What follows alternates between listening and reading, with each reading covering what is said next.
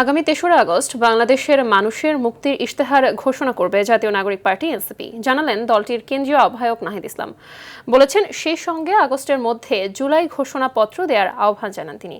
ঠাকুরগাঁও ও পঞ্চগড়ে দেশ গড়তে জুলাই পদযাত্রায় অংশ নিয়ে এসব মন্তব্য করেন নাহিদ। পথসভায় তিনি আরও বলেন, চাঁদাবাজি সন্ত্রাসের জন্য গণ অভ্যুত্থান হয়নি। প্রতিনিধিদের পাঠানো তথ্যচিত্রে আরও জানাচ্ছেন আব্দুল হামিদ।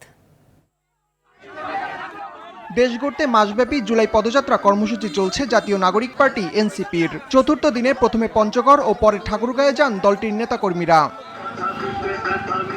ঠাকুরগাঁয়ের পুরাতন বাস স্ট্যান্ডে পথসভায় অংশ নিয়ে দলটির আহ্বায়ক নাহিদ ইসলাম আগস্টের মধ্যেই জুলাই ঘোষণাপত্র প্রকাশের দাবি জানান। পরে জেলার পীরগঞ্জে গিয়ে তিনি বলেন, স্বৈরাচার ও ফ্যাসিবাদ মুক্ত নতুন বাংলাদেশ গড়তে সবাইকে সঙ্গে নিয়ে কাজ করবে এনসিপি।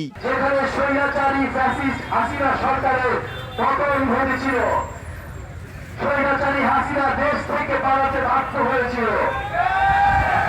আমরা এখন লড়াই করছি দেশ গঠনে, নতুন বাংলাদেশ, যেখানে আর বৈষম্য থাকবে না, যেখানে আর ফ্যাসিবাদ থাকবে না। এর আগে পঞ্চগড়ের আটোয়ারী উপজেলায় এনসিপি কার্যালয় উদ্বোধন করেন আহ্বায়ক নাহিদ।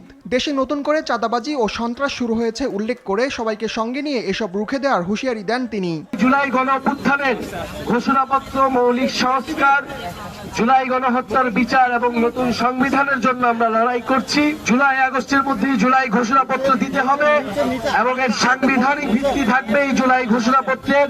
বিচার সংস্কার ও নতুন সংবিধানের দাবিতে দেশের প্রতিটি জেলায় জুলাই পদযাত্রা কর্মসূচি পালন করছে এনসিপি।